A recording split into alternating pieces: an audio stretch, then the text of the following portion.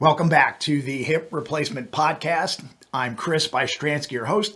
I'm also a two-time hip replacement patient, one more than 10 years ago and one more than 12 years ago, and I'm here to share my experiences with you. All right, in this episode, I'm going to ask you a question, and I want you to really think about the answer, all right? And here's the question. What if you never needed a hip replacement? Would your life be any different? Let me ask that again. What if you never needed a hip replacement? Would your life be any different? Think about that. I mean, maybe it's great to think about. Maybe it's too pie in the sky. Maybe it's discouraging to think about that. But we can go a lot of different directions here. But I mean, think about the answer. How would your life be different right now? Would you be more adventurous? Would you take better care of your body and your health? Would you be more active or maybe less active? Would you spend your time any differently? I mean, other than the physical therapy. But generally, would you spend your time differently? Like time with friends, time taking care of your health, time doing bucket list things. That's what I mean. Well, it's kind of a fascinating question, because it forces us to step outside of where we are right now. Maybe you're recovering from surgery now, or you're living with a new hip, and it makes us look at our lives from a bigger perspective. Right now we're in the trenches, recovering, or doing physical therapy, or doing something else specifically related to that hip. But what if we took a step back and really asked a much broader question? And that's what I want to help you do today, to step back, zoom out, and remember, and this is important, remember that you are so much more than a hip replacement patient. And here are my observations or comments on this area. And I have 5 of them, okay? 5. Number 1, your hip replacement is not your identity. Let's start with this. Your hip replacement is something that happened to you. It's not who you are. Like, for example, maybe you graduated from high school. Maybe you didn't. You probably did. But it was an event in your life. You went to high school and you graduated. But it's not, you don't have this label on you that you're a high school graduate. You don't live in the world of being a high school graduate. It's just something that you did. It was a part of your life. And you've moved on to bigger and better things, kind of like a hip replacement surgery could be. And on the other hand, it's really easy to let this surgery take over your thoughts. Maybe you're on forums, reading posts, watching videos, maybe even listening to this podcast or watching this podcast, trying to find some answers, shortcuts, or reassurances. And that's fine. That's all great. We all have to learn, especially in the beginning. But at some point, you have to stop reading and paying attention to other people. And you have to just go and do what you need to do to live the best life you can for the rest of your life. I was really fortunate when I had my surgeries done a long time ago, because there were not a lot of these groups and forums and content to review that would keep me engaged, reading stuff and interested to learn, to keep learning. I had the surgery, did the therapy, and then went on to live my life the best I could as if nothing happened, or I tried to overcome it as if nothing happened. Because, here's the truth. You cannot let a hip replacement surgery consume your life. And I tell people all the time, I'm not living the life of a hip replacement patient. I'm living Chris's life. That's me, Chris, me. And when I die, my headstone isn't going to say, "Here lies Chris. He had a hip replacement." Because that's not what defines me. And it shouldn't define you either. The hip replacement The hip replacement is really just a footnote in your story. It's just a chapter, maybe not even a chapter, maybe just a paragraph in a much bigger book about your entire life. Just like high school was. High school doesn't define your life.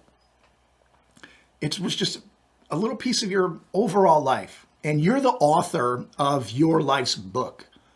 And you get to decide what the next pages and chapters look like. And you get to decide how that story unfolds. So don't get stuck on this part of the story. But let's get back to that question. What if you never needed a hip replacement? Imagine your body is perfectly healthy, no stiffness or tightness or no pain, no surgery, no recovery. Would you be out hiking more? Would you travel more? Would you say yes to more experiences? Or would you be sitting on the sidelines in life, which is a terrible place to be, by the way? Here's something to think about. Sometimes we take better care of our bodies after an injury or after surgery than we did before the surgery or before the injury. We stretch more, we eat better, we pay attention more. And that's sort of what happened to me. My life took a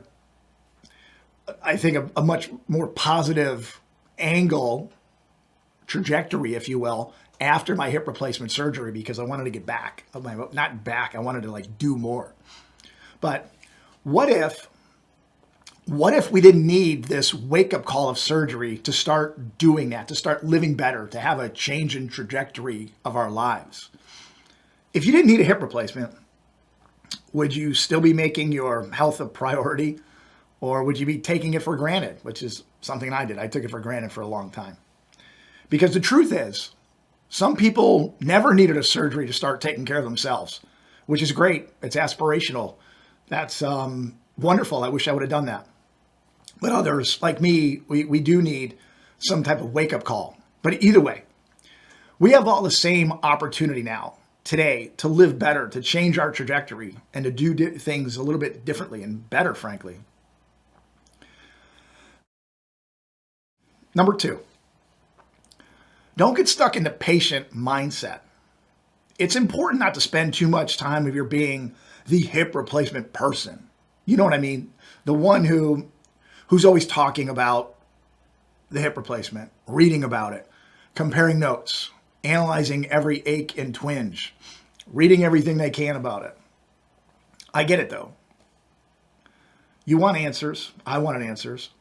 You want to heal faster, and you want to know what's normal. And that's totally valid. But at some point, you have to get off the forums, close the laptop, put the phone down, and start living again. Recovery doesn't happen through scrolling or commenting or reading. It happens through action. I guess a good way to say it is, get the wind on your face for a better recovery. So get the wind on your face for a better recovery. And reading about hip replacement recovery or posting about hip replacement recovery isn't going to do the trick. It's not going to help you recover.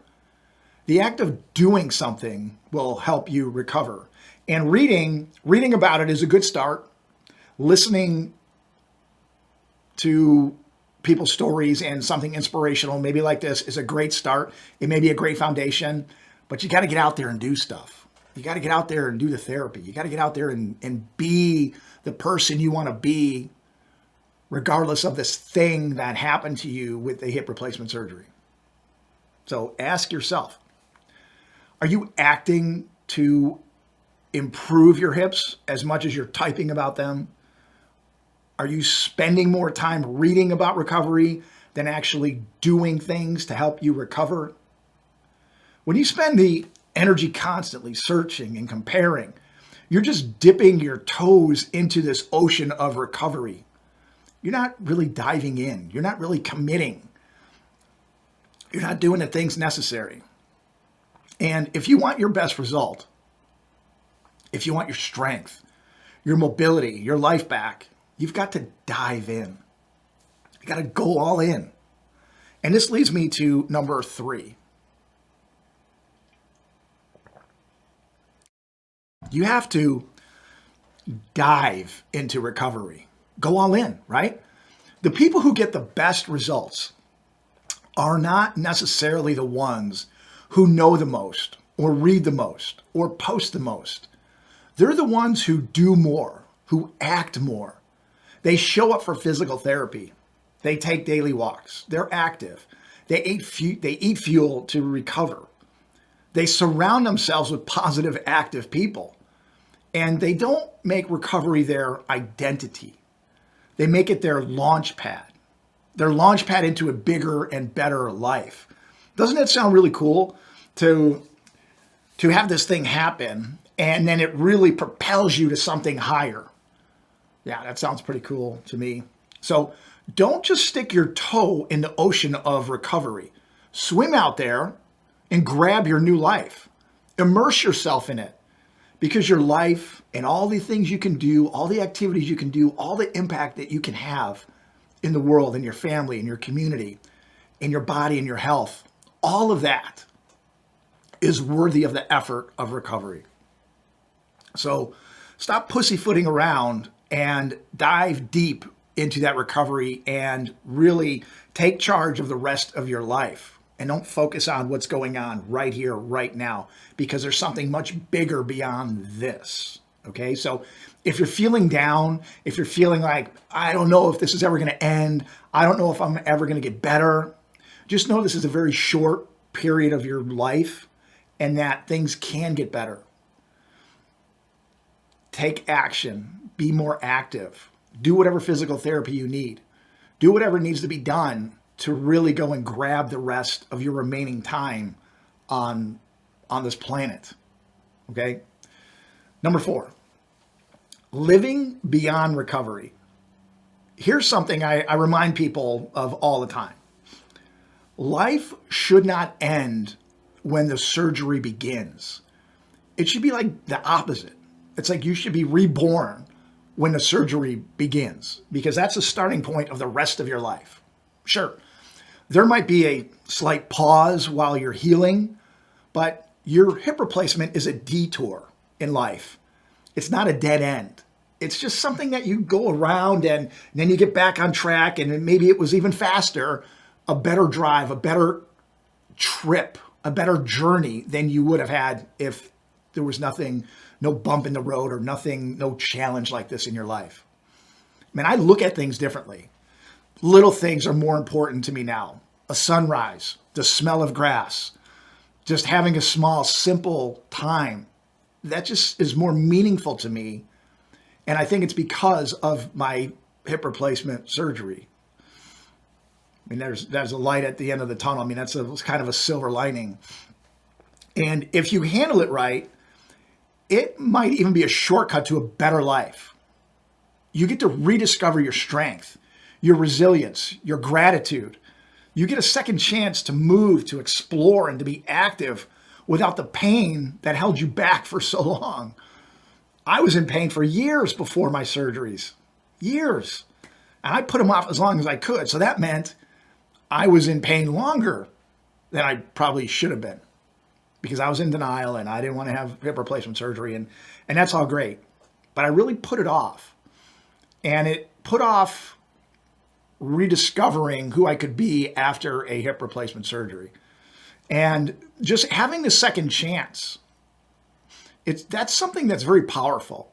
It's a gift to look at to be able to look at life from a different perspective. So once you're on your way to a recovery, don't just go back to normal. Go forward to better. Think about that. When you're recovering from an injury or from the hip replacement surgery, you don't want to go back to normal, because frankly, normal back then wasn't good enough. Go forward to something better. Your life, your health can actually be better later on. That's certainly what happened to me. In my recovery, my initial recovery, I would not say that it was a noble effort. It wasn't noble what I wanted to do. It wasn't noble why I wanted to recover. I didn't wake up and see this bright light and decide I wanted a more active life and I wanted to be a positive influence in the world. I mean, that certainly can happen. But, well, sure. I mean, I wanted to be able to play with my kids and help my wife, and those goals were noble. But once I achieved those, once I was sure I could achieve those, I wanted more. And that's where it kind of diverged from being a noble endeavor to recover. I was more of on a revenge tour for years.